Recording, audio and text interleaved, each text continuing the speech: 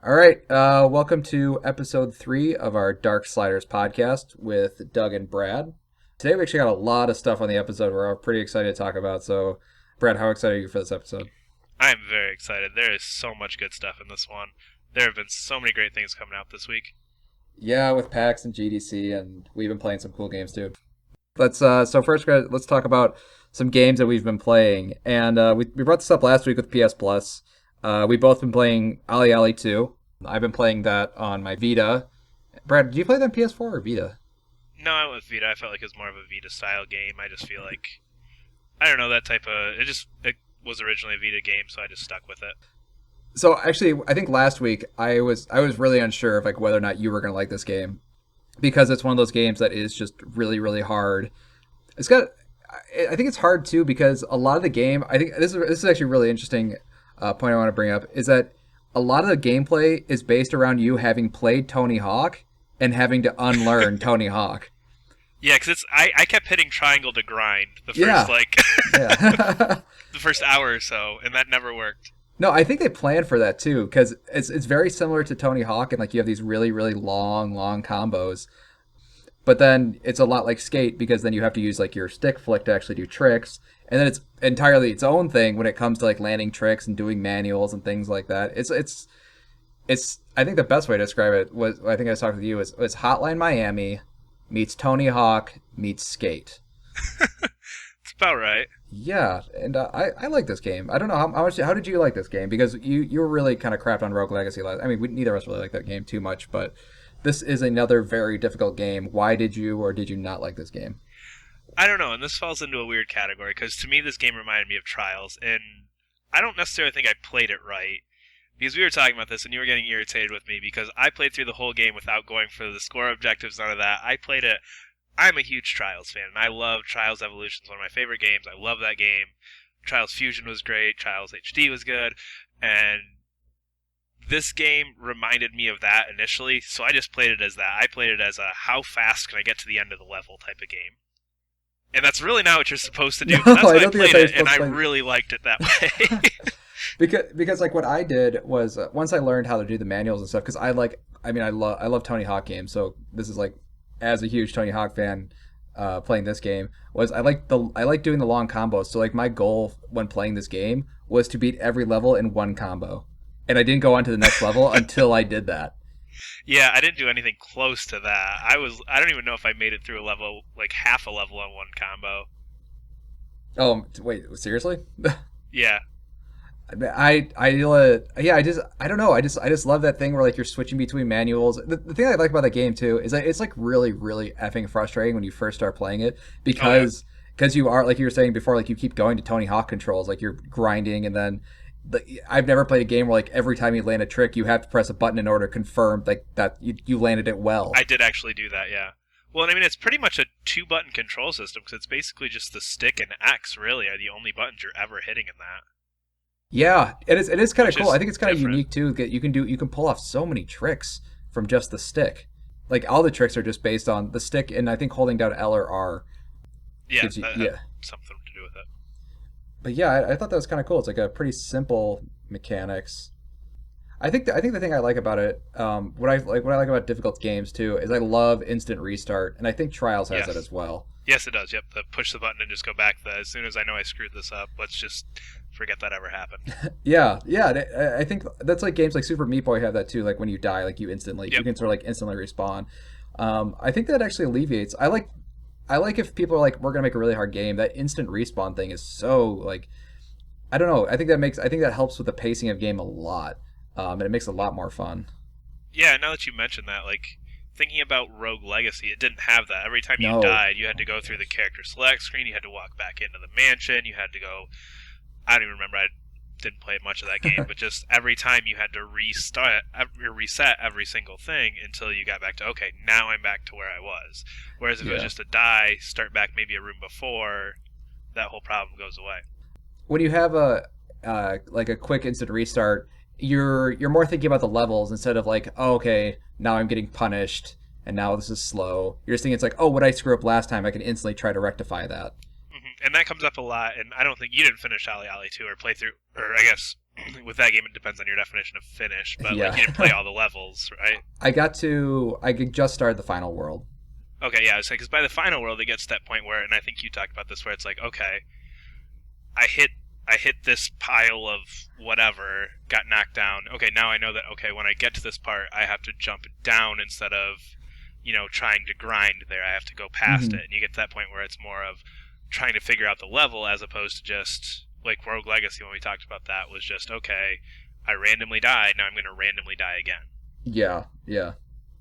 Yeah, no, I definitely like that. I also like that this game is also it seems almost entirely around, like if you ever played Tony Hawk level, I'm sure you played Tony Hawk, but like one of the big things with Tony Hawk is like trying to find that one line that got you like a huge combo, and like this game is just that. It's like every level is just that one line, and it's just as hard to pull off that whole one line as it is in a Tony Hawk game. It's one of the reasons actually I didn't like it as much as a Tony Hawk game, because there's no exploration. Because I feel like like a cool part of like Tony Hawk and Skate is there's sort of like exploration of trying to find these lines and things like that. Well, this is like, I mean, this just boils all of that down into very, no exploration. This is just you'd have to finish this line, and they give you one line, and then you have to just do it. Yep, pure timing and just making sure you're hitting everything at exactly the right moment.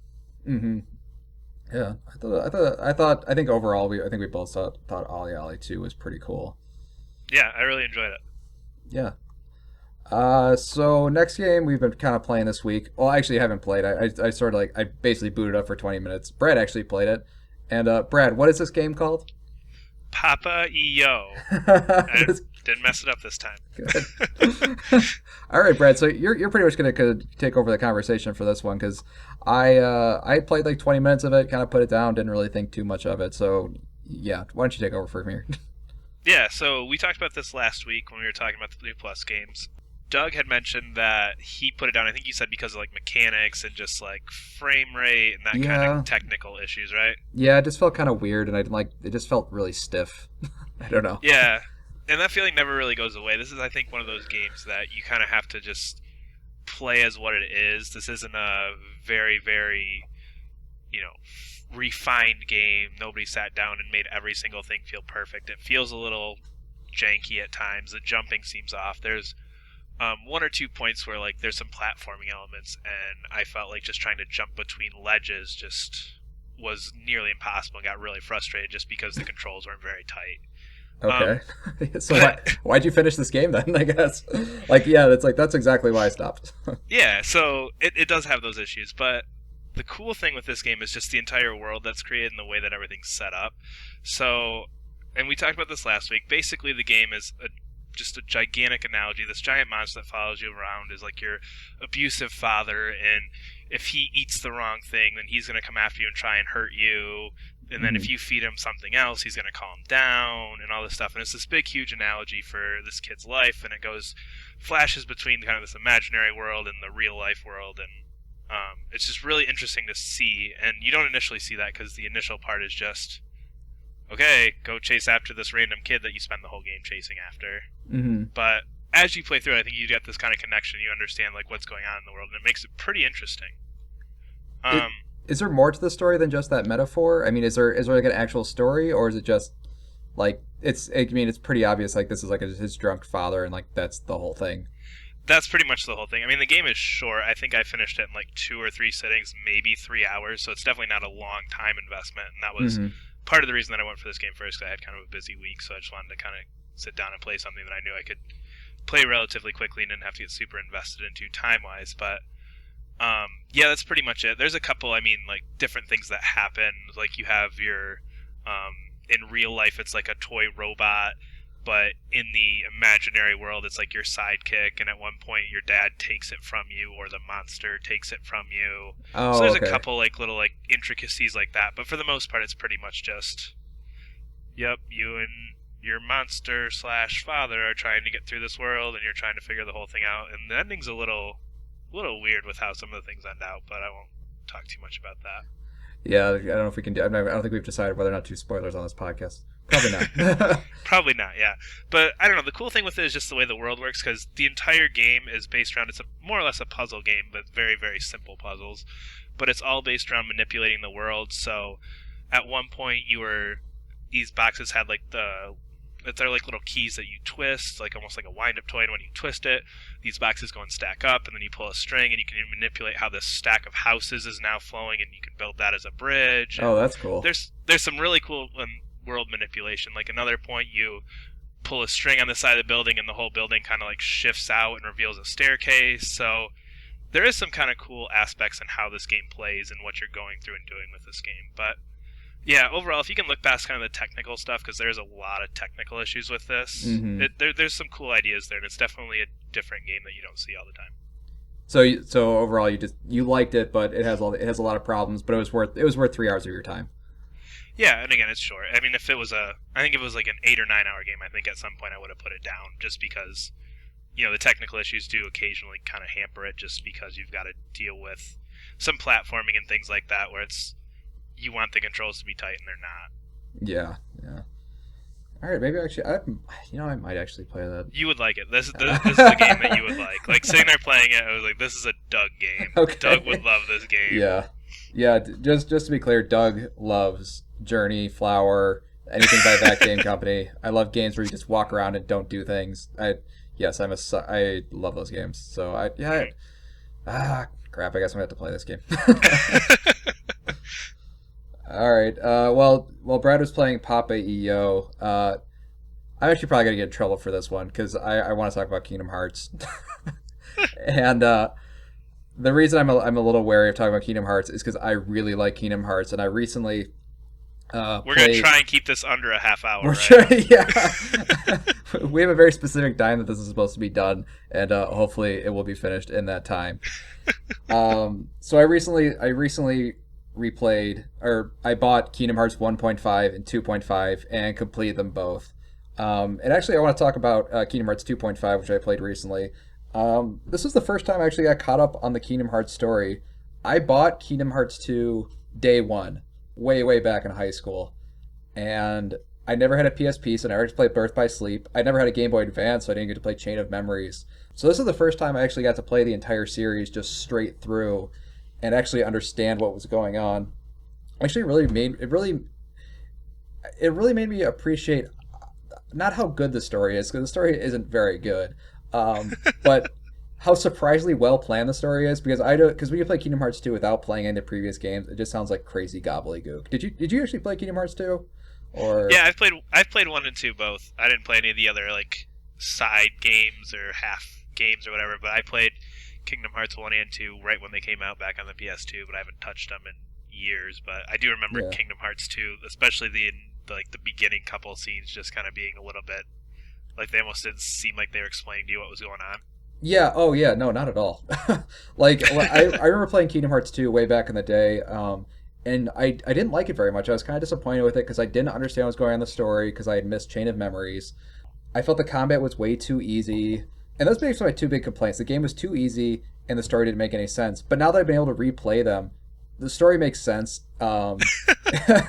It's actually pretty good. And if you play it in order, like if Kingdom Hearts 1.5 has Kingdom Hearts 1, Chain of Memories, and then 358 Days Over 2, which is a ridiculous name. But that game, or it's a movie now, 358 over 2, actually sets up the opening to Kingdom Hearts 2. And the opening to Kingdom Hearts 2 is so much better if you actually watch 358 over 2. Huh. And that was kind of cool, because I wasn't expecting that. I was kind of, as much as I like Kingdom Hearts, I was kind of like, I don't know if Kingdom Hearts 2 is going to be as good as I remember it. And even then, I still had some issues with it. But playing now with the background that I now know from Kingdom Hearts 1.5, it was just such a different experience, because I now understood all the character motivations. And there's some stuff that's like really, really heartbreaking in those games that like I didn't recognize the first time. I didn't cry. I got a little misty-eyed.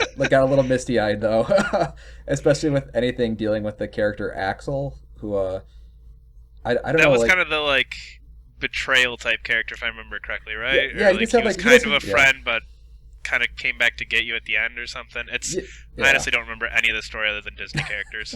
Yeah.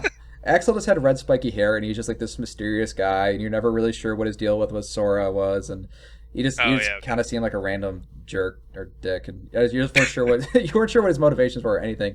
But now that I played 358 over 2, you kind of learn that he's like this really, really tragic character who like lost his friend because of Sora, and he's mad at Sora because of it. It's really, really neat. And I don't know. So yeah. It almost sounds like you want to have like, and some games do this. I don't remember what game I was just playing that had this, but where it's like from the menu screen you've got the option previously in this game and this game to kind of have that setup. Like had Kingdom Hearts 2 had that, it would have been a much better game to begin with back in 2000 whatever.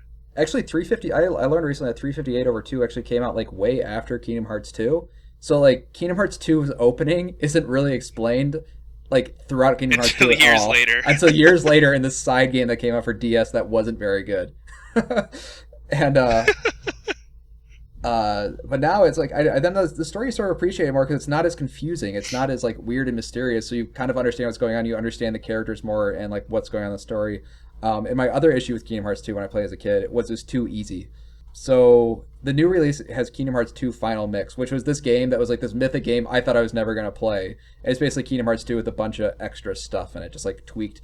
And one of the tweaks they have is this thing called Critical Mode, which makes Kingdom Hearts 2 really hard, but really really fun. Yeah, I mean, Brad, do you plan on picking up these games at all, or no? Because like, I feel like you need to play Kingdom Hearts 2 on critical difficulty. Like, I just feel like everybody needs to have a chance to play that. I might. I've considered it. My guess would be probably like before Kingdom Hearts 3 comes out, I'll probably go back and play them just because it's been years and I remember loving them and that. I mean, I have both of them for PS2, so that's always my hesitation is I don't like buying things twice. Oh, yeah. With few exceptions. I mean, there's a couple of games like the new DMC I'm probably going to buy right away because that game's I love Devil May Cry, but yeah, it's hard for me to go back and say, okay, I have this on PS2 right here. Now I can put the PS3 copy right next to it. But that's what I might do just because it does have Birth by Sleep and all those other things. And yeah, since those actually apparently matter, unlike some other games where it's like the little side stories are just side stories that never really get involved into the main line at all. Yeah, it might be something I might need to go out and get eventually. Yeah, that was super frustrating with the whole series with Kingdom Hearts series. Like, you needed like 5 different consoles if you wanted to play the games like as they released. Yeah. And it was just, but now it's like for the first time, it's like, hey, I actually get to play all those games and see all those stories that I missed, and it's all in like not one. Well, it's in 2 packages. But yeah, like replaying Kingdom Hearts 2 and playing Birth by Sleep for the first time, it just sort of made me appreciate the series as a whole. Real quick before we move on, I just want to say something about Birth by Sleep. Birth by Sleep has the most endings of any game I've ever seen in my life. And by endings, I mean, when I think of an ending is when I've played the game and then the credits roll, and I call, okay, that's an ending.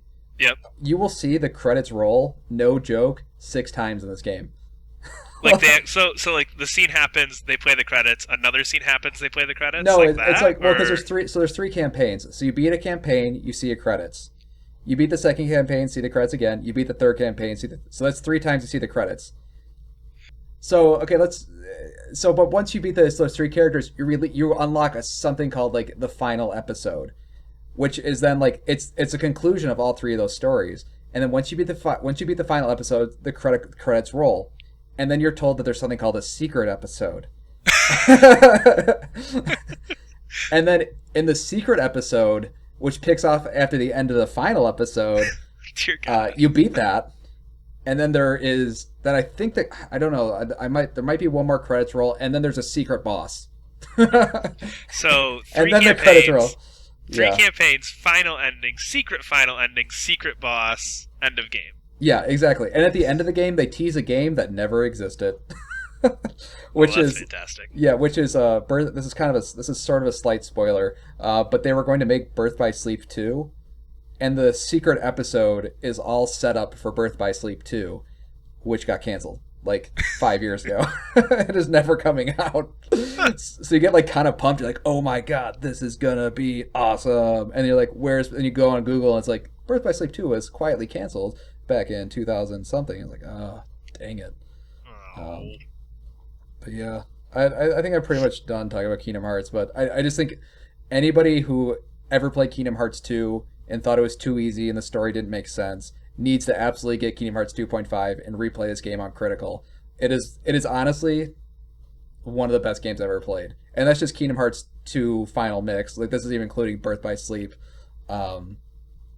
which is like it's just basically an added bonus to me. But Kingdom Hearts 2.5 is like just because of Kingdom Hearts 2 Final Mix is one of the best games I ever played, and people need to, and I need to kind of shut up about this now, but because I will talk forever about Kingdom Hearts. But yeah, that's basically what I played. And Brad, I think you should play it. I'll probably let you borrow it or something. Yeah, I'll grab it from you or something, or I'll buy it eventually if I see it cheap enough. Yeah. That's what I did with Final Fantasy X. I just bought that because it was relatively cheap, and I loved those games before too. So I'll do that eventually when it comes out or when I see it cheap enough. All right. Cool. So I guess moving on from games that we've played, we're gonna start about some games we want to play. And just because of GDC and PAX, there's just been an ungodly amount of info on a bunch of different games. But basically, we're going to talk about the games that we're kind of interested in. This has just been all over the internet in the past few days, and this is like Final Fantasy 15, episode Duske, I think is the name of the demo. That's how I've heard it pronounced. I wasn't going to try. After last week, I'm not trying to pronounce anything anymore. Yeah. Oh yeah. Those Final Fantasy games they get way too crazy with the Latin. So first, I guess about a week ago they released 2 trailers, one called Dungeon and one called World, which I kind of want to talk a little about first. Dungeon trailer was just basically them going through a dungeon area where they fought goblins. So that wasn't the interesting one. The one I thought was super interesting was I think it's called like the view of the world or something like that. Yeah. Of Final Fantasy 15. I thought this was a cool trailer just because there's no gameplay, and it just shows you like the creatures of Final Fantasy 15 in almost like a documentary style setting. And I thought it was just kind of cool because you're like, oh wait, is that thing that I saw in Final Fantasy 10? Oh, is that thing I saw in Final Fantasy 9 or 6 or whatever? Mm-hmm. Yeah, Brad, you saw the trailer. What do you think about that one? I just thought it was really cool just because you don't see that very often where it's like, okay, we're not going to sit here and spend time on this gameplay aspect or the story aspect. We're just going to show you what this is going to look like and just the cool things that you're going to see, which I don't know, I think that's kind of a cool way to approach it because they're going to have this open world, and I think that kind of really hits on, okay, this new part is this whole game is open world, everything, you can go wherever you want to, all that, and here's what you're going to see, here's just kind of a preview of that aspect of the game, and I think that's kind of cool. Mm-hmm. Did you ever see, actually kind of reminded me of, did you ever see the Red Dead Redemption trailers or no? I'm going to say yes, but that was like 5 years ago, so I don't particularly remember them. Well, Rockstar has a habit of doing it with their trailers. They'll show us like purely informational trailers that like it's like they'll show you like the world and things like the world of Red Dead Redemption. They have like a narrator and things like that. I felt this trailer was kind of like that, where it's just showing you, I guess, like the Final Fantasy-ness of this game. Yeah. Like here it was kind of like just like kind of a cool little nostalgia trip of like here's what these characters look like in Final Fantasy 15. And I thought it was a really cool, really just slow trailer, just kind of all these slow pans. I was like, oh, it's that thing, it's that thing, it's that thing. It got me really hyped for being like, just a nothing. For just being like, hey, look at this. yeah.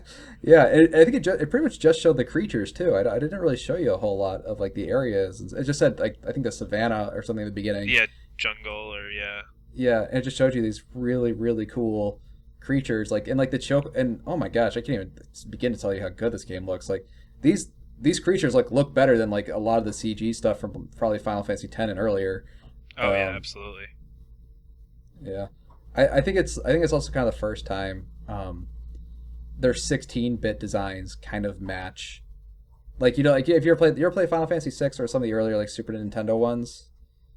No, I didn't play any of the early ones. 7 is the earliest one I've played. Oh, okay. Well, 7's kind of a weird example then, but like in Final Fantasy 6 and stuff, they have these really, really elaborate sprites. And I feel like for the first time ever, we're actually going to see those creatures like as they're meant to be seen. Because like Final Fantasy 7 was like super blocky. Oh like, yeah, it was bad. It's like kind of hard to tell what they are. And like every Final Fantasy since it's been sort of like trying to like Final Fantasy 13 looked great, but I feel like they're all sort of they never really looked like the Super Nintendo sprites. But now for the first time, like this is what those creatures like were supposed to look like 20 some years ago. Huh? Yeah, that's kind of cool. Yeah. That'd be interesting to see like a side by side of like what that sprite looked like back then versus what it looks like in this game. Oh yeah, yeah. I'm sure that's somewhere on the internet now. Somebody's got to have done that, or is in the process of doing that. Yeah, I'm sure on NeoGAF or something. There's got a post somewhere. So Brad, there's also So that was just like the beginning. It was like these 2 trailers, The World and Dungeon, and then they just basically had a huge gameplay blowout. I think yesterday, where they just like every major publisher, every major video game news site had their own 20 minutes of Final Fantasy. So what did you think about the gameplay? Like now that you saw it, I think it looks interesting. I mean, it definitely looks like it's. I mean, in every Final Fantasy since I don't remember 12's battle system off the top of my head, but I know like the last couple, like 13 had a very different one, and just they're kind of slowly evolving it to be almost more like an action RPG. That's kind of what I got like looking at it. Obviously, we are not a major game thing because we just started this and are just 2 people. But anyway, watching other people play it looks much more like a action RPG. Like the combat almost looks like like a hack and slash. Like I know the whole thing's mapped to square if I remember reading correctly, and like you run up to everything and just hit square, and just based on kind of like almost combo presses. It sounded like. Yeah. So how the combat works. So you basically have like one combo that you. This is a very complex system. So you have I'm oversimplifying it, of course. No. Yeah, so you have like, well, it's simple and it's not. So you have one combo, and you build your combo by ordering your attacks. So let's say you have 6 different swords. You'll have 6 attacks in that combo, and depending on which way you order the swords, their attacks come out different. So let's say I had like a light sword, just like light sword followed by a heavy sword, my second attack. If I switch that around and put my heavy sword first, it would do a different attack that time, and then my light sword would do like a different attack because it's in the second position instead of the first position. Yeah, so it's this whole thing of like reordering the swords that you have to create new combos. And then on top of that, you have like what actually looks like a legitimate block and parry system, which is really cool. Yeah. And then you had like a warp ability. I don't know. This game has got me super excited because my first impression of Final Fantasy was Final Fantasy VII, and I got into my first battle, which scared the crap out of me because I never played it. I never played a turn-based game before this, and like the whole screen does that shoo thing, and I wasn't expecting hand motions it. probably aren't going to work the best on an audio true. podcast, but just so everybody knows, he just put his hands up and slid them down in a diagonal motion. The screen, the screen swipes. That's Thank you for explaining that, though. The screen swipes, and then like I had an option to attack a person. And I was so mad I couldn't just attack them. Like, why can't I just attack them? And why am I getting hit? I don't get this. And like this game is like fixing an issue I had like 10 years ago. See, and part of me is like I almost feel like I'm going to miss that. And like obviously like in 13 and 13.2 and even in 10.2 if I remember correctly, like the battle system slowly got away from that. But I don't know, I've been replaying Final Fantasy VII. It was on sale a couple months ago, as we've talked about before, EA PlayStation sales, and so I have it on my Vita now, so I was just replaying it the past couple weeks, just kind of here and there in between other things, and just I almost forgot how much I just like that kind of that turn-based thing of, okay, when this character's up, I'm going to have him do this, and this character's up, and it really slows everything down and makes you think more, and I don't know, I almost miss that, like watching this trailer, it's like, okay, there are so many games at this point that are just an open world where I can go up and run and hit monsters, but what happened to my old turn-based games? They still exist. I don't think that those are missing. Like, if you got a Nintendo 3DS or even Vita, like, there's just True. Yeah, I mean, there's plenty, but it's like Final Fantasy, like, growing up was the turn-based game that I always played. You know what I mean? Yeah. And the series has shifted away from that, and I'm not saying it's a bad thing, because I'm in the very, very, very, very, very tiny minority of people who did enjoy Final Fantasy 13, which is a whole other you actually got all the way through 13 too, which is impressive by any standard. Yeah, I played 13 and 13 too. I haven't played Lightning Returns yet, but are you planning on doing that? Oh yeah, just I haven't got around to it yet. Yeah, I'm the 1% of people that liked those games, so sorry. That is hilarious. That is just hilarious to me.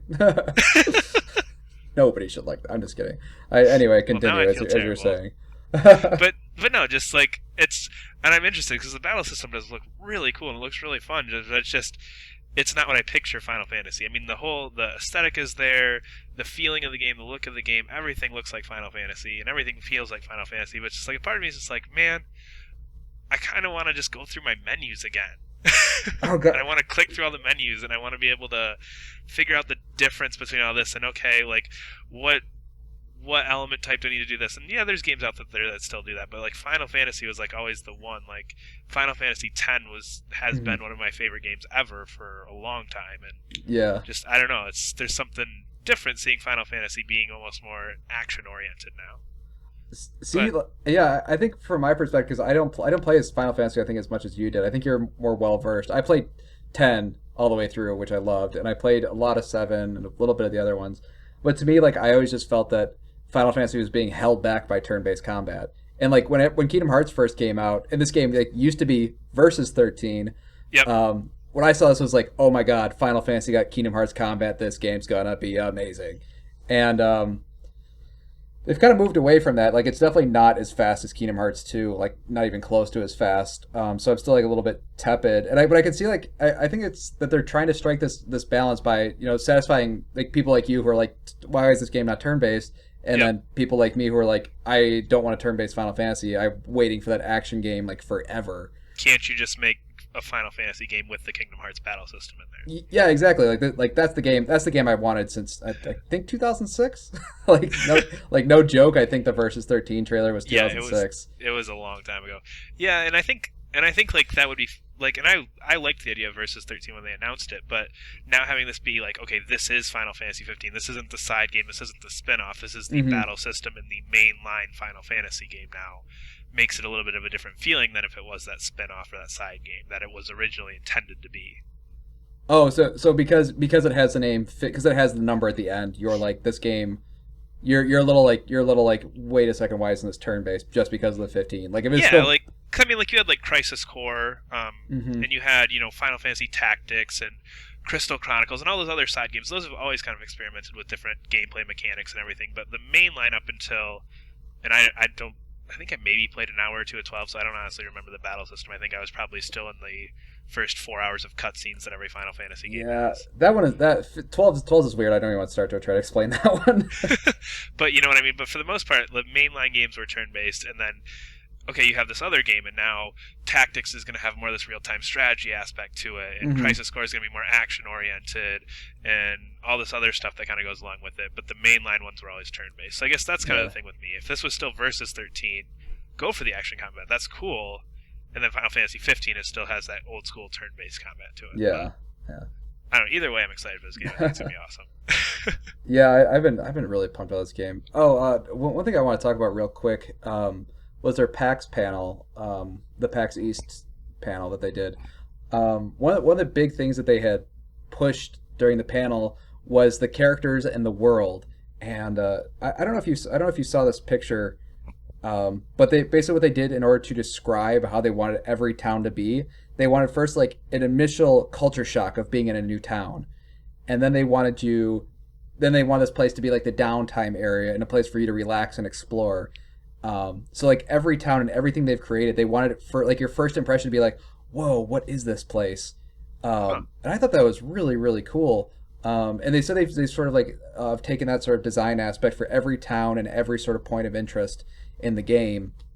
That's a weird contrast to what we were talking about earlier when you were talking about how that first Worlds trailer was, oh yeah, that was what this looked like in 6, and this is what that looked like in 8. Yeah. Whereas with the towns, it's going, okay, we're going to make something completely new, and you never have seen this before. So it's that you've still got that nostalgia for the creatures, the monster, the world.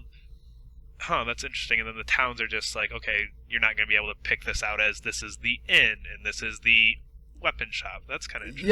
Yeah.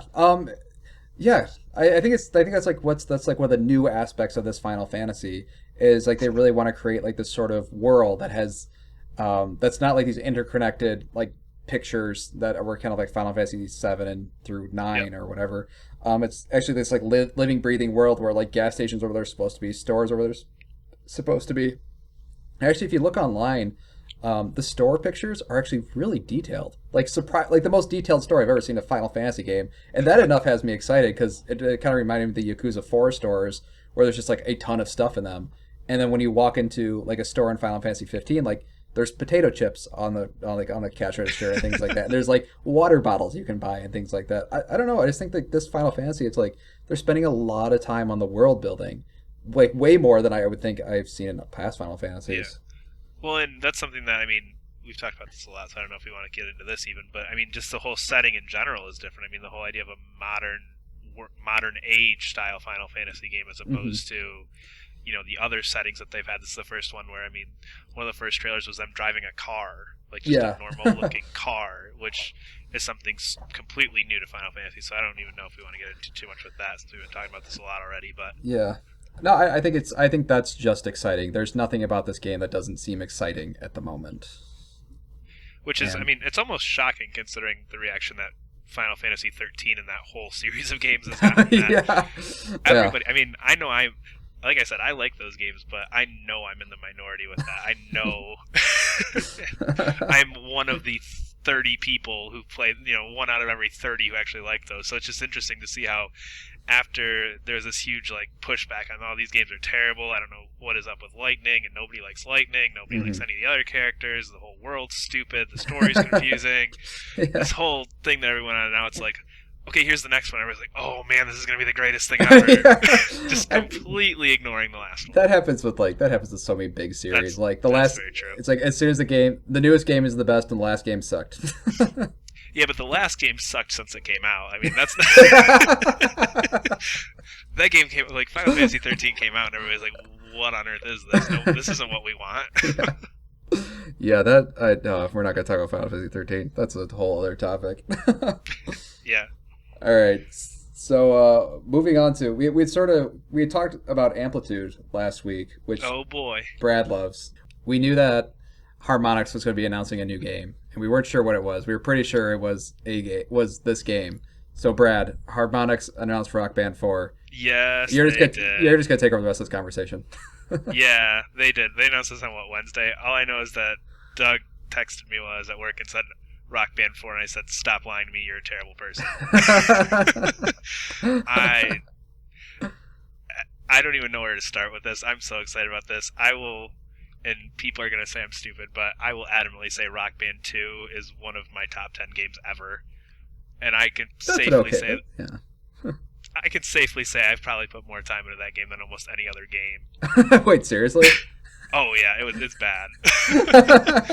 I mean, Rock Band 2 specifically, just because I like the whole way that was all presented and everything worked really well in there. But I think that game, yeah, I spent hundreds of hours in there, not to mention hundreds of dollars between instruments and downloadable songs. But I'm just so excited that there's something new, and there's not, they haven't released a whole lot of stuff. They've given, some really detailed information and a lot of good sounding things. Yeah. Just from my perspective, from what they've trimmed and what they're kind of trying to go back to, because Rock Band 3, I mean, it was a great game, and I played hundreds of hours of Rock Band 3 too, but they try to do so much with it, and one of the developers was talking in an interview and said they didn't feel like Rock Band 3 was focused enough, it was just all over the place and it was all over the map, and you turn the game on, it's like, okay, well, I don't even know which option to go to first. Yeah, I thought it was kind of surprising their announcement trailer was a lot of it was dumping on their publisher from the last game. They're they wanted us to do too much and we had no creative freedom, or da-da-da-da-da. And then this game was and they're like, but now we're cool, we don't have them anymore, and we're going to make the game we want to make. Yeah, so kind of like Doug did with Kingdom Hearts, we kind of probably should go through a couple things here, because I could sit here and talk for hours about Rock Band, because I love that game and that whole series, and even going back to Guitar Hero and Amplitude like we talked about last week. But so a couple cool things that they did announce. So they announced a lot of carryover, or theoretical carryover. So hypothetical is kind of still where it sounds like they're in the stage with this, but they made it sound like for the most part a lot of the instruments will carry over into the new consoles, because of course Rock Band 3 and all the previous ones were PS3, Xbox 360, and now we're moving to PS4 and Xbox One. So from the sound of it, it sounds like they're going to let you carry over microphones and guitars and stuff, which is good, because that's a huge investment. Oh yeah, those things. Yeah, I mean they cost. How much was? Do you have any idea how much the original starter pack was for Rock Band 2 with all the intro? It was well over. It was $100, maybe $200. I think it was $200. I know I bought it. I think it was $200.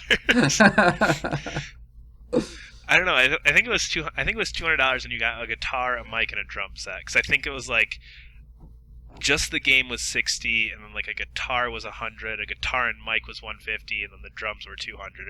It was a tiered pricing like that. And I want to say the big box, and I mean it was a 4-foot by 2-foot box that you got all this stuff in. Yeah, that thing was ridiculous. Yeah, it's kind of cool that they're gonna let you carry all that over now. I know I'll be buying a new guitar anyway, just because I've broke so many of those that I want a new one to make sure it lasts. But it's cool that they're carrying that over. And the other interesting piece, and I'm a little interested to see how this works, is they're talking about carrying over all the downloadable content songs. So if you look at the Rock Band library and the Rock Band network that they had set up, where they allowed more indie bands to kind of get on there through some self-publishing type ideas, there's, I think, over 7,000 or something. It's a ridiculously large number of songs. And I mean, I know myself, I probably have, if you count all the exporting out that you could do from Rock Band 1 and 2 and all like the track packs and stuff, I think I was sitting around 400 songs that I had, 300 or 400 songs that I'd downloaded, which, looking back, is such a waste of money. But one of the things they had mentioned is that they weren't sure. They knew that they could transfer stuff from Xbox 360 to Xbox One, PS3 to PS4, but they said they weren't sure yet. Like, it's still kind of up in the air if you can transfer your Xbox 360 DLC over to, because you have a Xbox 360. You played all at Rock Band on Xbox 360, and now you moved to PS4. Like, if it turns out that they can't transfer that DLC, are you going to go get an Xbox One, or what's your plan? No, I see, and yeah, my Xbox 360 is kind of my main console last generation. I have shifted to PS4 for this one. I shifted to PS3 kind of towards the end before the PS4 came out, but no, just because I've played all those songs, and I mean, when I downloaded a song, I played it to the point where I could hit expert level guitar, expert level bass, expert level vocals. Never got much past hard on drums. I wasn't very good at that one, but I've played all those songs pretty much fully out. I mean, there's a couple that I'll go back and rebuy, just songs that I really enjoy, but a lot of those songs are songs that, I played through a dozen times. So it's kind of almost like, to me, to a point, it's like when I'm a big fan of Halo, so like when the new Halo comes out, I'm not really mad that my Halo 2 maps don't work with Halo 3 or something like that. It's a similar idea to that. Granted, there's a lot more carryover in this, but I'm not going to sit here and be pissed about it. It's cool that they're even considering doing this, because it's going to be a lot of man hours on theirs just to go through and because they'll have to re-network all this stuff out, and I'm not a technical person like that, but there's a lot of stuff that's going to have to go into just that. So it's not something I'd be pissed about, but it's something that would be cool if they could get done, because it'll save me lots of money. One of those things. So you're basically like, I played Rock Band 2 and 3. It'd be cool if I get my DLC, but I'm more excited for the new songs and stuff. Yeah, I'm just excited for the new songs, and it's an excuse to go back and play it. Rock Band is one of those games that I pull out every 6 months just for fun, and I'll just sit there for an hour and play a couple songs on the guitar and then put it away. Just because, I spent so much of my life learning that stupid guitar that it's a skill that I need to make sure I keep up. So just in case it ever comes back, like truly a useful life skill to have. Oh yeah, that's how you know you're doing things right. But yeah, so I guess really the only other thing is, this is kind of a long time coming. It's been a while since Harmonix has done anything with the Rock Band franchise. Yeah. A lot of people kind of thought this whole genre was dead. Because, Guitar Hero was gone, and Guitar Hero just got announced like a month before this, I think. It was back in January or December. They announced a new Guitar Hero was coming. Oh, is there really? Oh, I didn't know that. Is there a new Guitar Hero coming? Yeah, they announced that like a month or two ago, and they said that, oh yeah, we're going to try and reboot this, and they didn't announce much other than, this is probably going to happen soon. So it's interesting that like this huge, That's so funny. I didn't even know that. Everybody's talking about Rock Band. Yeah, and but that was the huge thing like 5 years ago was, oh, did you play Guitar Hero or Rock Band? It was there were points like, and again, maybe this is just because I was really invested in the series, where it was like a Sony Microsoft thing, like, why would you play Guitar Hero? Rock Band's so much better, and Harmonix originally made it, but they got cut out, and there was all that kind of crap going back and forth. So it's kind of interesting that came right back up at the same time, because this has been, I don't even know when the last Guitar Hero Rock Band came out. I think a while ago. I don't remember. I think maybe the Beatles Rock Band might have been the last one that came out. Yeah, that's true. They had those like mini game, not mini games, but those smaller games too. I forgot about those. But that was still we were in college, so that would have been at least 5 years ago, Years 4 ago, or 5 something years like ago. that. Yeah. So I mean, it's probably been 5 years since there's been any of this, and just to kind of come back with it, I'm just curious to know who's still interested. I mean, I know I am. Yeah, I don't know. I mean, the fact that like I didn't even know that new Guitar Hero was like announced, and then everybody's talking about Rock Band 4. I think that people are definitely like a little bit excited. Yeah, I think people are pumped just because they remember. It's like, oh man, do you remember Rock Band? Rock Band was awesome, and I think that's just like what it is. I don't know if people are really excited for a new Rock Band. They're just excited to like maybe get back a little bit of what they were playing in Rock Band 2 or 3 or whatever back in the day, kind of thing. I think people, I think people are excited. Yeah, I had that same thought too because I was in a very different point in my life when I was playing. Like, I was living in the dorms, and we talked about this last week that like we kind of met playing Rock Band because it's just, oh yeah, there's a bunch of college age people here. We'll play some stupid video game songs and look awesome with our plastic instruments. Where it's like, all right, I have a job, yeah, I'm an adult, and all this other stuff. Like, you we're really gonna want to sit in my house and play with my plastic instruments. But you really do. Oh, I totally do. I 100% do. That's a question for everybody else, not for me. All right, we've talked too long about this. We need to move on. Yeah, I think that's a good note to end it on. I did not rein in my Rock Band talk. You reined in your Kingdom Hearts talk, so my bad. Yeah, no, it's okay. It's fine. So I guess moving from Rock Band to a completely different genre setting, and pretty much I don't think there's anything similar about these games. We're gonna talk about Bloodborne. Bloodborne is coming really soon, first of all, and Bloodborne is a game that's making me really consider buying a PS4. I'm starting a job real soon, a new job. So, I think that Bloodborne is going to be the game that pushes me over to get a PS4. And honestly, it's just because I played Dark Souls like semi recently for the first time. I think everybody knows how good Dark Souls is and things like that. So I don't really want to talk about how much I did like Dark Souls. I found it really hard. I know that's kind of the point of the game, but I found it a little too hard. But Brad, you're excited for Bloodborne. I kind of want you to talk a little bit about this because you're excited for Bloodborne, but you didn't like Dark Souls like at all. Yeah, very true. So I'm very excited for Bloodborne. I can understand why people who like Dark Souls are like Bloodborne's gonna be amazing. So why do you, who wasn't a huge fan of Dark Souls, what interests you about Bloodborne? Just one of my issues with Dark Souls is just I didn't really like the fact that there was no world, no anything to it initially. Now again, just to give you a little bit of my history with Dark Souls. Yeah, I was gonna say that's not correct, but continue. I turned on Dark Souls and I played it for an hour and I died about a dozen times, or well, not even that much. I died a couple times. And I played it for like an hour, and then after an hour realized I had done nothing and was back at pretty much the spot that I started. So I don't know if I went because there were like 3 signs pointing 3 different directions, and I just went to the left because I always go to the left. Oh my god, don't go to the left in Dark Souls.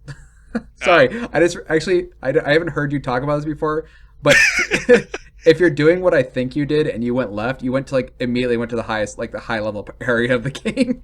Oh, well, maybe that was my issue with it. But anyway, I died, turned around, I was like, oh, well, maybe I'll go this way, and then I ended up back at the beginning somehow. I was just like, nope, screw this, and that was probably 2 years ago now, and I've never touched it since. So please, commenters, leave comments telling Brad that he needs to play Dark Souls. Okay, so we know that feedback Brad for this week. Go back and play Dark Souls again. Yeah. So, yeah. So why do you want to play Bloodborne then? And why don't you expect the exact same frustration? I am, but this one so Dark Souls to me looks like The Witcher. It looks like Skyrim. It looks like an Elder Scrolls game, which I've played dozens of. This one just has that feeling to it where there's something different.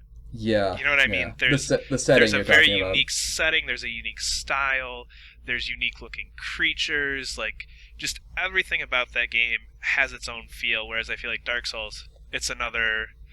Yep, you've got your sword, you got your armor, you go fight a dragon, you go fight some goblins or whatever else is out there. It's that very traditional style RPG that I've played before. I've played the Elder Scrolls games. I love the Elder Scrolls games. I've played a little bit of The Witcher. I've played all those. This is something new. It looks new. It has a new feeling to it. It's unique.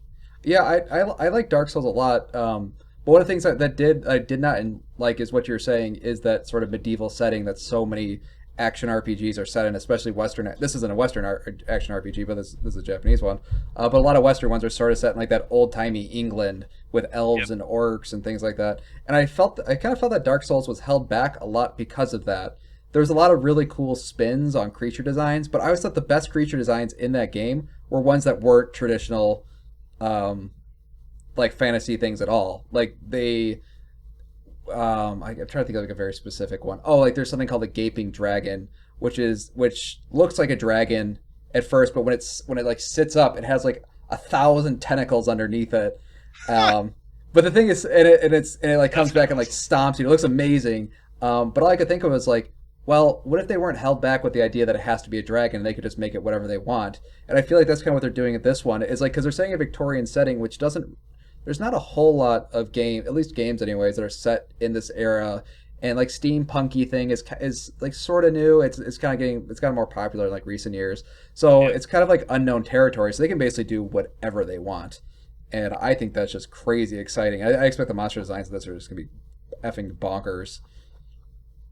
And that's why I'm interested in it. And I know I'm going to get pissed at it. And I know I'm going in full well, almost expecting that I'm not going to finish it, and expecting that I'm going to get very angry with it, and expecting that, you know what, if I do finish it, it'll probably take me a year and a half, because it's going to be one of those games I'm going to play, get pissed, sit down, and go, I'm never touching this again, and come back a month later and play a little bit more, because I'm just...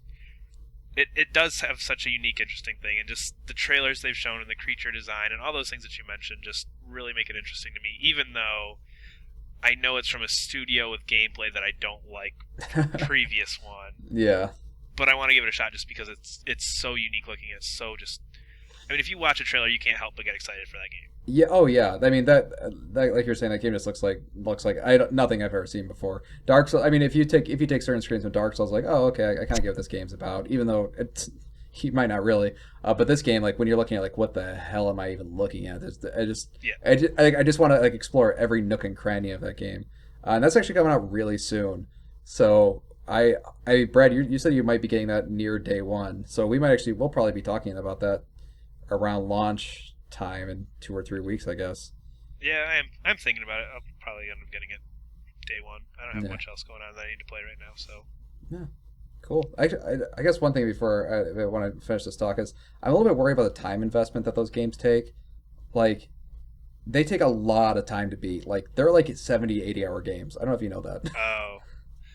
Well, that just slowed down my excitement a lot. I don't got time for that anymore. I wouldn't say that. I would say there may be like 60. I guess it depends how you play that game. But those games, like I got like 30, 40 hours into Dark Souls, and I still didn't feel like I got like too far into it. So that's why I am a little bit worried just because of that. Because like if I get that, like that's gonna be my PS4 for like ever. Don't know. Yeah. And I'm definitely not like that game is not gonna get beaten by me at least. Yeah, see, and this is a whole separate topic, and we talked about this before, and it almost goes out with what's been said about the order, which we haven't talked about on here at all, but my cap is about 20 hours for games at this point in my life, 20, 30 hours. If it's much longer than that, I mean, if there's optional stuff past that, of course, like, definitely go into that, but mainline game for me, like, I want it 20, 30 hours, and I don't have time for much longer than that at this point. Yeah, that's the only thing I'm worried about too. It's just we have jobs and things like that, so it's gonna be kind of hard to play these games. High schoolers though, I'm sure gonna love and eat this game up because they're gonna have plenty of time to play these, and especially if you're like in college and stuff too. There's gonna be college. Oh my gosh. Oh man, the good old days of sitting in my room playing video games in college. That's sad that's what we went back to for college. That was the best part. So, kind of after talking about games that we sort of want to talk about, I think we should move on to news. Oh my God, there's so much news. So we're going to basically cover 2 topics today that we kind of found interesting. First, we're going to talk about VR. So I guess I'm going to start this discussion by just kind of talking about what was announced. Basically, every major tech company is doing a VR thing. So Facebook is doing Oculus, which has no official controllers. There's a lot of third-party stuff that's coming out for Oculus, and nobody's really sure what the final controller is going to look like, or if it's just going to be you can pick a controller you want. You don't necessarily need one. And then there's a new one called Vive, which is by HTC and Valve, of all people. I think Valve's been kind of rumored to do VR stuff for a while, so this isn't a total surprise. Yeah, that's been years. And these actually do have a new controller, which looks kind of crazy. And they showed this off with a few demos, including a video of Portal, like a Portal tech demo using Source Engine 2, which should have been a way bigger news than it actually was. I feel like that was kind of some of the huge news that came out, and nobody said anything about that. Yeah, it's just like, well, I think people are like, oh, they're probably just using it for a tech demo or something. I was like, they might be, but maybe. I mean, they have assets built. They have Portal assets in Source Engine 2. And you know what they're working on somewhere deep, dark in a basement somewhere. They're working on it, and you know it. Oh yeah, everybody, and we shouldn't even speak the name of that game, lest we jinx any chance of it ever coming out. We'll just move on from that. Yeah. And then Sony announced Morpheus, which seems to control with either your classic DualShock controller or a really weird thing with two Move controllers. And I just really quickly about two Move controllers, I just don't see people buying two Move controllers, like ever. Like people barely bought one.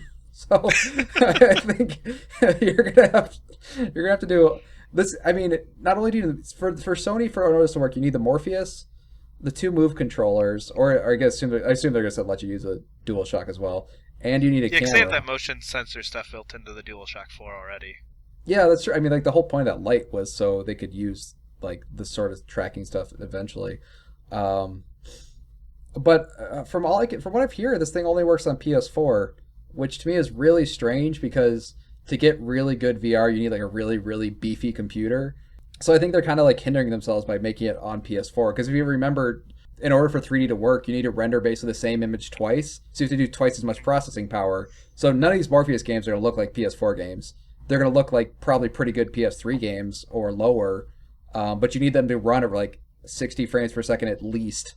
And they're doing two images at the same time. So I'm kind of curious how Sony is going to do all this with just a PS4. If they open that thing up to PC, though, that's going to be amazing. But I mean, the thing with Sony you have to remember is that it's to sell consoles too. It's not necessarily for them about the tech. This is an asset to help us sell a PS4. That's true, and like just bolster the PlayStation brand, which they've all just like completely rebranded all of Sony PlayStation recently. So yeah, they're definitely pushing that. And then Microsoft has like a weird one called HoloLens, where it's like how the hell do you even describe this thing? It's basically you put on these sort of translucent goggles, and suddenly your room has like little Minecraft blocks on it, or there's like floating news broadcasts and things like that around you. It's kind of like a HUD. It's like a HUD for people, and you can put whatever you want in your HUD, and you can like make things appear on tables.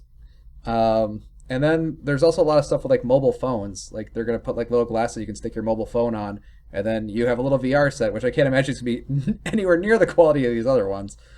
So basically, I want to start this whole discussion with, what do you feel about VR? What do you think about VR? I don't like it. I'm gonna be plain and simple. I have zero interest in VR. You don't like it, or you just don't have interest in it? A little bit of both. And as you were talking about this, I can tell you that anytime I see a news article, post, anything about VR, I skip it. I don't care at all. I just have no interest. To me, it's this 5-year spans motion controls. I mean, to me, it's gonna end up being the same thing. It's look how cool this is, and then everybody realizes, nobody really wants to play a game where they have to stand up in their living room and flail around. Nobody really wants to play a game where they have to stand up in the middle of the living room with this funky-looking heavy headset on their face and turn around and all this other stuff. Yeah. No, like, the idea is cool in theory, and, like, I think, like, for arcade games, and I always go back to... Oh, yeah, that's really awesome for arcades. The one that always pictures when I think of VR is there's this old game called, like, Beachhead. I don't even know if you know. Oh, yeah. Where you put the little like visor over your head and you can spin around in a little circle and shoot at like the guys on D-Day or something. Like, that's my picture of VR, and it's like that works in an arcade setting, but just I don't really want that at my house. It's not something that I feel like I'm gonna use, and I don't see having really any game application that's gonna be good. In my mind, I don't see Bloodborne being enhanced with VR. I don't really see, or at least, in the immediate future. I mean, maybe 10, 15 years down the line. But I don't see, the next God of War being enhanced with Project Morpheus. Yeah. Just like when Nintendo released Zelda for the Wii, everybody said, okay, this game's great. can I play it without the stupid swinging the Yeah, stupid yeah. remote around? That's my impression of it. Is it's just like there are some cool applications for VR. I just don't necessarily think games is the initial road it should go down. Yeah, I'm actually kind of excited for VR just because like my big thing with games is always like the immersion and the environment and the world of a game and the art style. So the idea of like being able to like kind of sit in the middle of that is really, really exciting to me because like when you're watching a TV, like in your peripheral, like you have like your other shit, like you have the rest of your house, but, like you put on these goggles and suddenly like everywhere around you is that game. And I think that's a really cool concept. Actually, the one thing I'm worried about, something that people like just don't talk about at all, is like the social aspect of like single player gaming. Because whenever I play a game, I actually don't like playing games on my console unless somebody else is in the room, like to talk with and or like just talk about the game with, or like, oh dude, what are you doing, or da da da. I think that's a lot of fun, and I'm actually kind of worried, like because everybody's already sucked into their phones, like then you put like It's headphones and like blinders on them. Like it's like, okay, honey, I'm gonna go downstairs and play video games for a little bit. Don't interrupt me. And like so then you put on this headset thing that she can no longer talk to you, and you're on your own like little world. And I think that's a little like scary almost, especially with kids. Yeah. Like if I saw like my 5-year-old like was just like running around. I don't have a 5-year-old, but if I had a 5-year-old, like, and this is how they play games. Instead of like me saying, "Oh, hey, why don't you go left? Why don't you go right? Why don't you learn how to play?" They just put this like little headset, and maybe I can see what they're looking at on the screen. But there's definitely this sort of disconnect, and they're in their own little planet. And I don't know. I'm actually really worried about the social aspects of like VR stuff.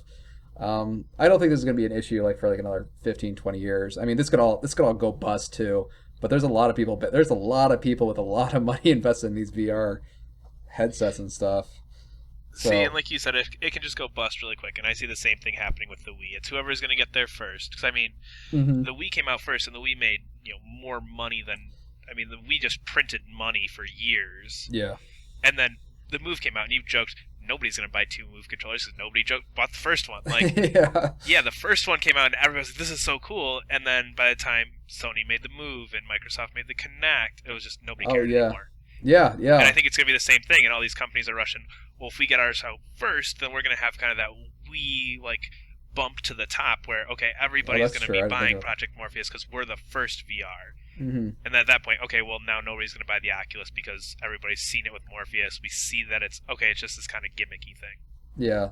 At this stage. Again, eventually, I think 15 years down the road, of course, this is probably going to be what things are going to happen. But at this point in time, I just don't see it being something that's going to have any huge impact on games. Yeah. Like basically calling when PlayStation 5 comes out, and we'll see whatever VR headset that thing has. Yep.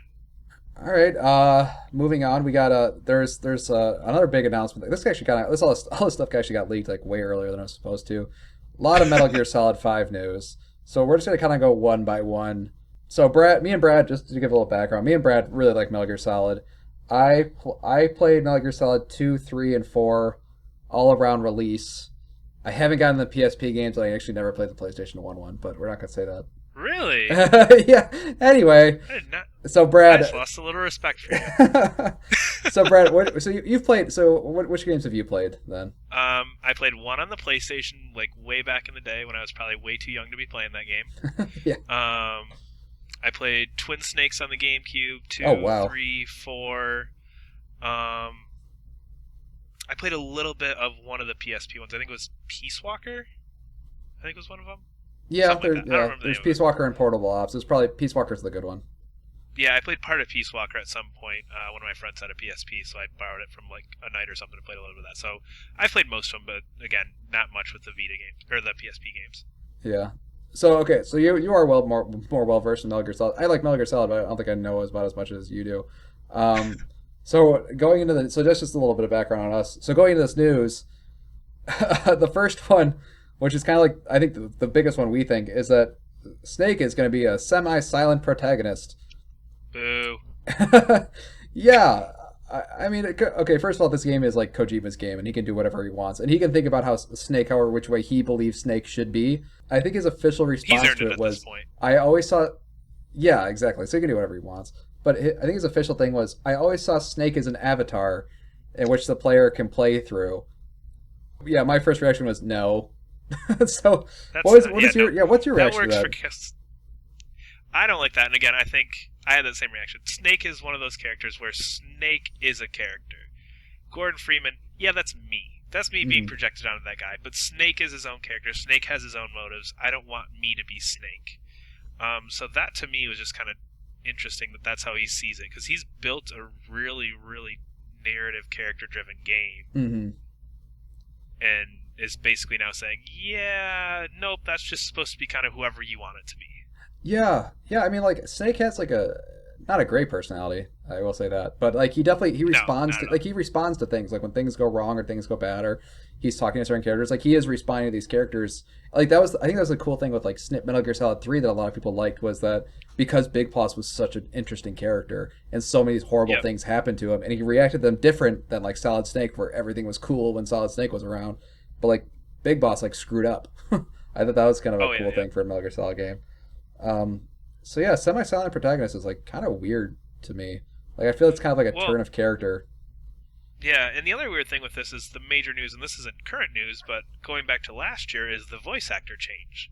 There was a huge deal made over Keith Sutherland. He's playing Snake now, and David Hayter, he's out. Nobody, he's not in here, and people were so mad. And this whole thing comes down, and now it's, oh, well, we did that whole voice actor change. We messed all that up. But Snake's not really even going to talk anymore, so it really doesn't matter in the long run. So that whole thing to me just doesn't make sense.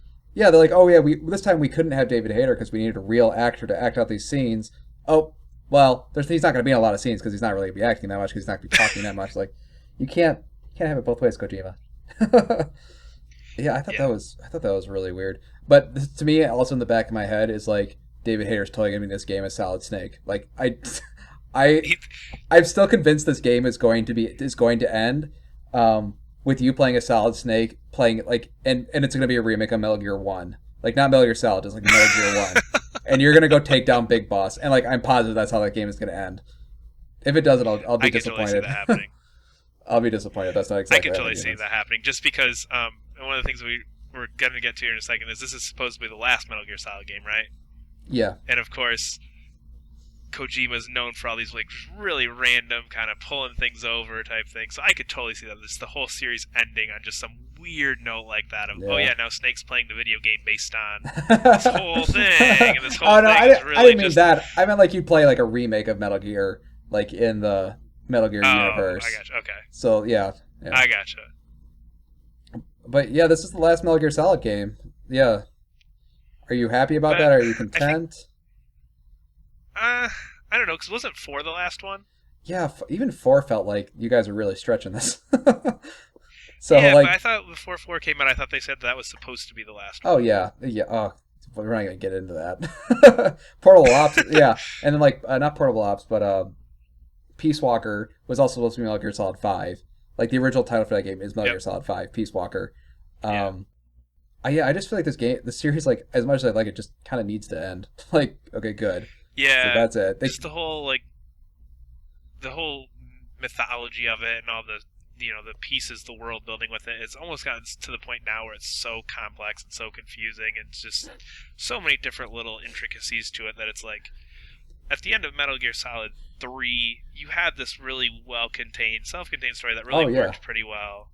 And then you add in 4, and you get all this new stuff, and the PSP games added all this new stuff, and it's gotten so convoluted with there's 18 different Snakes, and this one is slightly different than this one, but this one's made from this one, and it gets to the point where it's like you had this really cohesive story, and you added too much to it. Yeah, it's just more and more stuff, and that's kind of like Metal Gear Solid 5. Like I'm not anything about the game. Like I'm not excited for the story, because like they've been adding. Which is weird for a Metal Gear game. Yeah. For like a Metal Gear Solid game that's going to be the last Metal Gear, I'm just like, okay, the open world stuff looks amazing. Like the gameplay looks pretty fun, but I'm not like super excited for the story. So I guess quickly, there's also they've announced a lot of online stuff, and I think both of us don't particularly care for online stuff. So like they're gonna have a really extensive Metal Gear Online with XP bonuses and things like that. Yeah, actually, if you pre-order now, you can get an EXP bonus on the multiplayer. And let me go down to GameStop. Yeah. And one of the more interesting things I think that they're trying to push is that They said the game is going to be very linear until a point, and when you start building Mother Base, and suddenly the game goes online, and then you can invade and be invited to other people's Mother Bases. So what I can only assume is like everybody's Snake, and there's like all of a sudden a bunch of different I don't know how this is going to work in the story at all. Like, how can you? So people just come and screwing around in my base? Yeah, they can, and you go screw on their bases. I don't like that. Yeah, I don't like that. And I just have no idea how they're going to work that in the story. That's what I'm saying. Like, the story to me is like, I'm not excited for it because that whole thing with that Mother Base mechanic, like, it's going to be a big part of the story. I'm like, why would I? That's not exciting to me. That just sounds like this kind of annoying. I just feel like what it's going to be is just going to be like swatting flies. Like, people are going to want to come to your base that you don't want there, so you go kill them. It's just going to be an annoying thing as opposed to like this really cool cohesive thing. Yeah. Well, I mean, and again, we both come from this perspective of neither one of us wants to sit down and play an online deathmatch capture the flag game. I mean, maybe somebody's excited about it, but I'm not. So I guess the next thing is that this game is coming, I guess, fairly soon. September. To me, that sounds soon, because I remember when Kojima released Ground Zeroes, he's like, we're releasing Ground Zeroes because Metal Gear Solid 5 isn't coming for a really long time. So I'd always assumed like Metal Gear Solid 5 was going to be like a 2016 game or something like that. I didn't realize. To me, this sounds soon. I don't know if this sounds soon to you or not. No, that seems right, because wasn't Ground Zeroes was last summer? So I mean, that's a year and a half. I mean, that's a long time. Yeah, but I'm saying like he had said like this game like that he released Ground Zeroes because he had like no idea when Metal Gear Solid 5 was coming out. So, I mean, I don't know. I mean, the thing is like this. When did the release trailer, like the Phantom Pain, like that they didn't put Metal Gear Solid on? That trailer came out what, like 3 years ago now?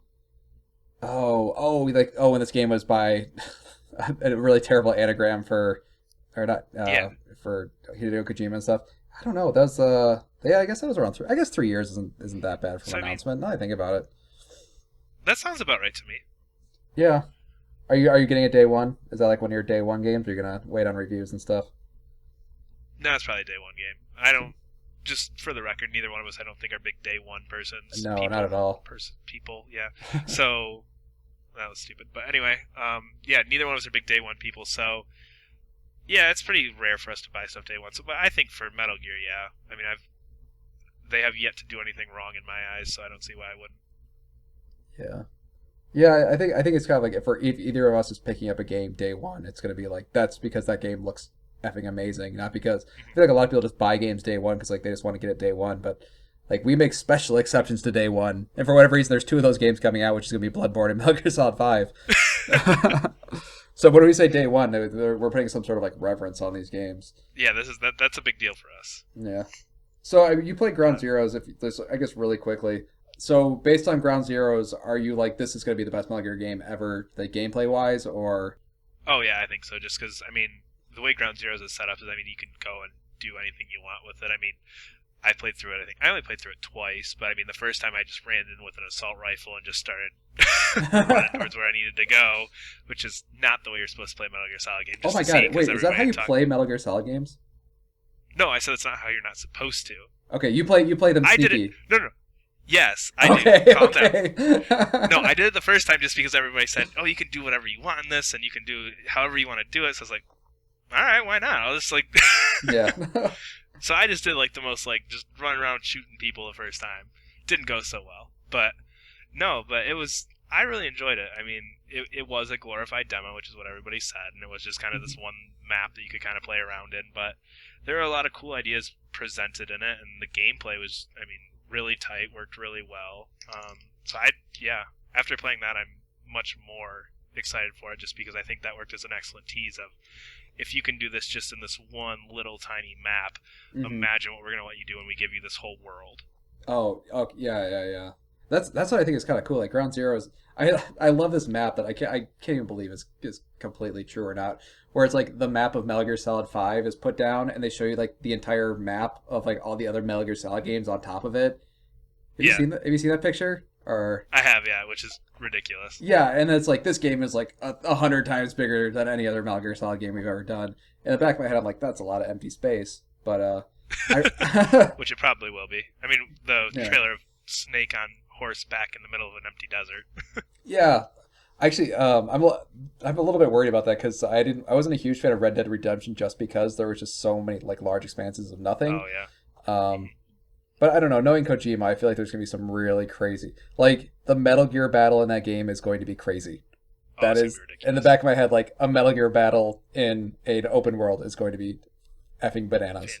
Fantastic. Yeah. All right. So just to wrap up, I guess that was our episode 3. So thanks for listening. If you got any comments or anything, please leave them.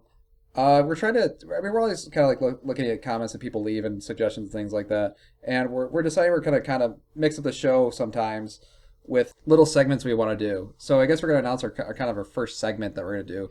So Brad, why don't you first tell us the idea of the segment that we had come up with? Yeah. So one of the things that we kind of thought about is there are some different things that we could do with this as opposed to just going through, the games we're playing, games we're excited about, news every week. So we want to try and mix this up. So one of the things we came up with is there are a lot of bad games out there.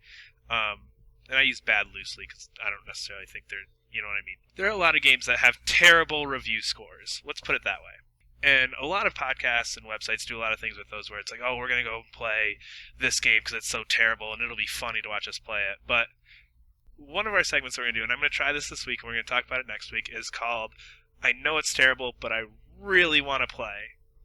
So with this segment, our goal is to find one of those games that, for whatever reason, whether it's I really like Green Lantern, so I played the Green Lantern game, or whatever it is, we're going to find a game that we're actually interested in that has bad review scores, didn't do very well, and we're going to try and play it and get our impressions on it because there's actually some part of us that wants this game to be good, as opposed to just, won't it be funny if we sit here and rag on this game for 20 minutes? So we're gonna try this with this first segment with the Duke Nukem. We also got we have like a whole document full of ideas that we kind of want to work on the podcast. So I think we're gonna start trying to work in different segments, kind of thing that again, like Brad was saying, that aren't just from the traditional way we've been doing our podcast. So I guess that's all for this podcast. Thank you guys all for listening. I gotta do that stupid thing where I ask you guys to subscribe and stuff. But honestly, like the reason we do this is just to see if people are interested. So if you subscribe, that means, hey, at least there's somebody out there who is listening and wants to hear more. And that's just kind of, I guess it kind of motivates us to keep doing this. I mean, we're having a lot of fun. It'd be kind of cool if people are having fun along with us. So leave a comment, please subscribe. And I guess that's it for episode 3 of our Darksliders podcast.